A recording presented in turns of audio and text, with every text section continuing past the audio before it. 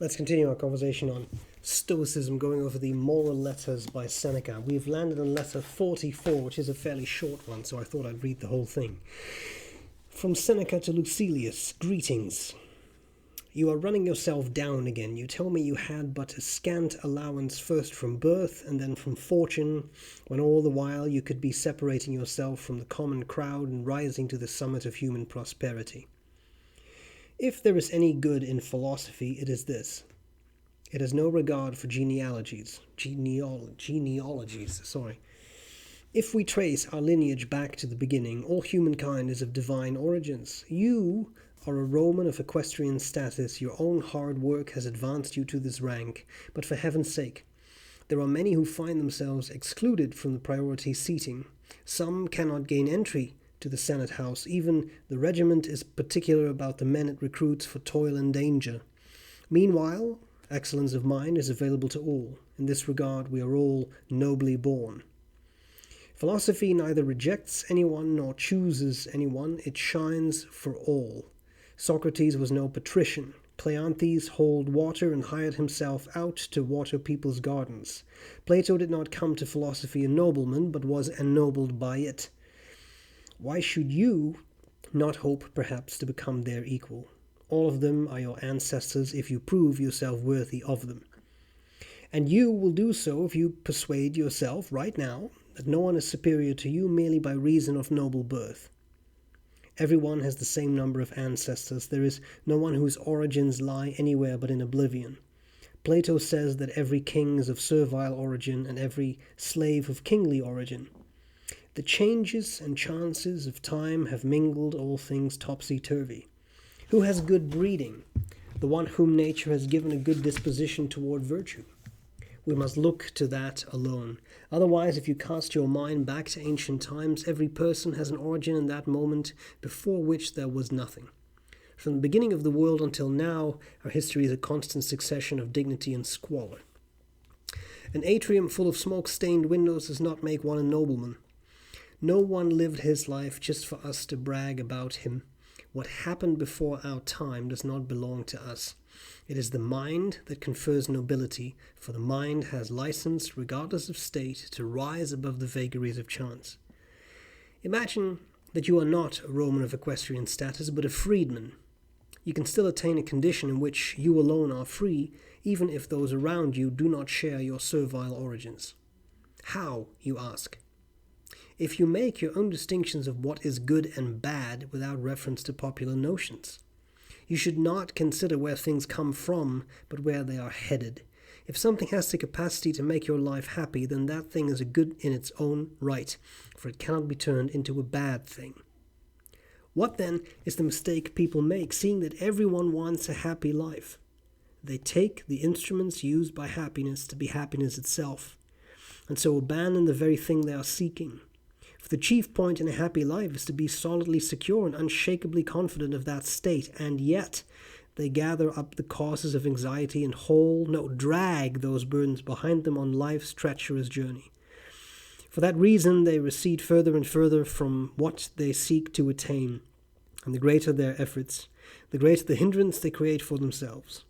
It is like hurrying in a maze. Their very haste impedes them. Farewell.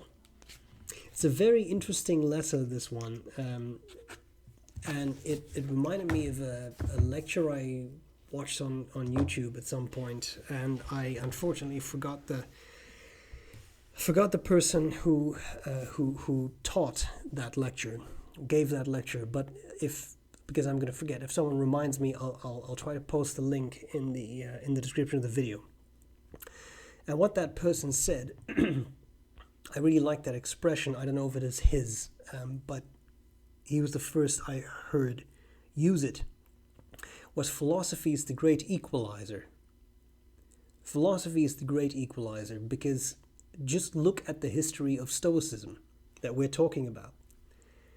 There is Epictetus, who was a slave and became a freedman, and then became a philosophy teacher, who was allowed by his master at the time to actually study philosophy, to take classes in philosophy, which is remarkable in its own regard. But anyway, becomes a freedman, starts to teach philosophy, moves around a bit, and ends up having his own school of philosophy. And that was Epictetus, right? Epictetus was a slave. And then on the other end of the spectrum, still within Stoicism, maybe a little bit eclectic, but largely influenced by Stoicism, is Marcus Aurelius, who was the emperor of Rome. At that point, one of the most powerful people in the world, right? So you have the freed slave, and you have the emperor, and then you have everything in between. Surely, patricians, important members of the sort of Roman nobility, like Seneca, who again was very, very rich. Had a nasty ending, but was, during his life, very, very rich. And this Lucilius, he's writing to that, again, as I understand it, we're not even sure that Lucilius existed, but let's just say he did, also described as a member of the equestrian order, so in other words, sort of Roman nobility. As I'm pretty sure was Musonius Rufus, who was the other great Roman Stoic of the late Stoa. Anyway, so you have all these people, and certainly I think most of them were more on the richer end of society than on the poorer end. But having said that, philosophy is the great equalizer is a very interesting viewpoint. It doesn't mean that everyone has it equally easy in life, because that's simply not true. But having said that, philosophy itself, and I mean that in the sense that the ancient Greeks, or in this case Romans, used that term, philosophy in itself as a way of life, as a way of dealing with problems in life, dealing with setbacks, dealing with bad things that happen to you, and processing them in such a way that they harm you less psychologically, emotionally, than they would if you would not consistently practice those philosophical principles, right, is an equalizer. That philosophy in itself is free, right? Sure, you may have to buy a couple of books to read about it, or watch free YouTube videos. But having said that, in itself, the school of thought is free. The principles are free. It doesn't cost you anything. I'm sure there are exceptions to what I'm saying now, but in principle, it doesn't cost you anything to try to be virtuous. It doesn't cost you anything to try to be a good person. It doesn't cost you anything to understand that some things are and other things are not within your control. So, at the end of the day, and I think this is a very important concept for us to remember, and I love the way Seneca, let me see how he puts that. I bet I can't find this anymore, but one second here. You should not consider where things come from, but where they are headed. That, I think, is a very powerful realization. And that, I think, is where very significantly a school of thought like Stoicism can come in and can make a difference in your life. It doesn't matter where you came from, but it matters where you are heading. And ask yourself where you want to head. Ask yourself if what you are doing is getting you to where you want to be. I'm not talking career-wise. I'm not talking riches. I'm not talking societal status. I'm merely talking about the fundamentals of something like Stoicism. What are you doing mentally to protect yourself from things that happen to you? What are you doing to deal with unpleasantness in life? Are you, and this is not an accusatory statement, but are you swept off your feet every time something unpleasant happens?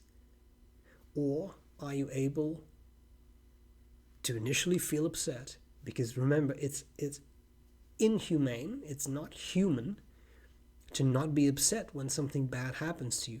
But are you able to then take that situation and say, but wait, take a step back. Control, no control, something I can do something about? Is it something I cannot do something about? Is this something that has the right to upset me? Is it maybe not something I need to be upset about? What can I do to be in charge of my emotions? And there are Stoic teachings for all these things. We've talked about them many times. But by doing that, you will progress. And that, I think, is very important. It doesn't matter where you came from, but it does matter where you are going.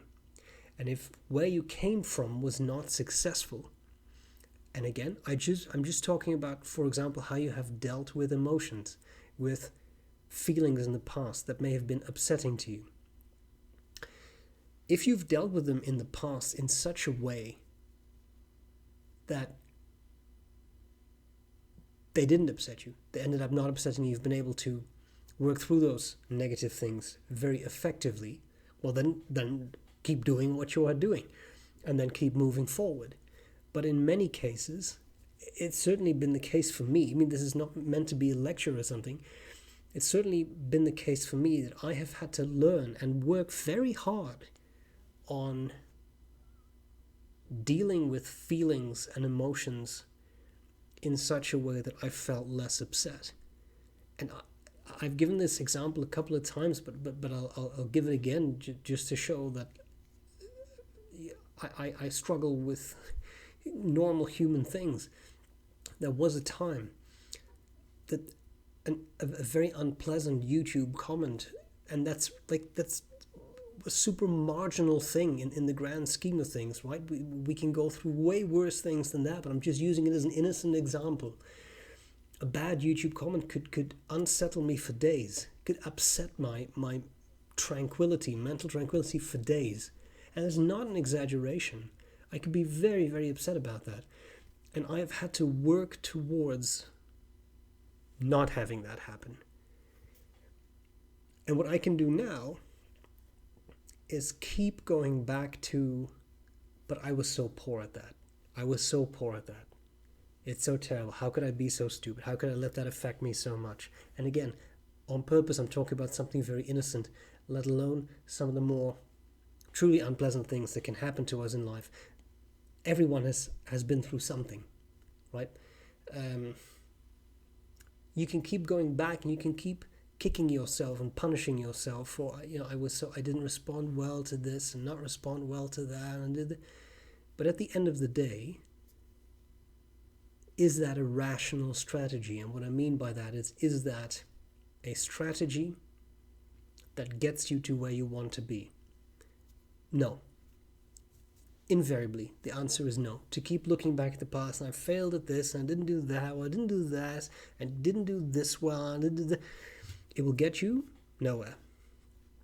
So the trick is, don't look back, but look forward to where you want to be, and then ask yourself what is required to get there.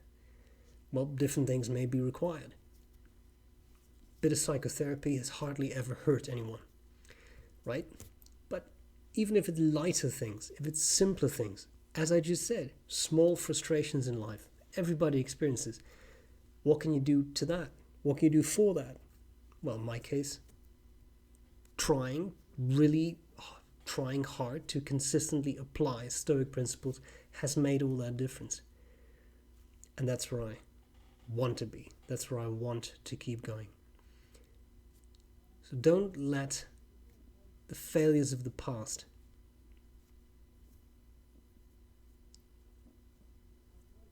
don't let it hold you back. And that's what I liked in this letter. It's not really about what your background is, whether you've grown up in a rich family, in a poor family.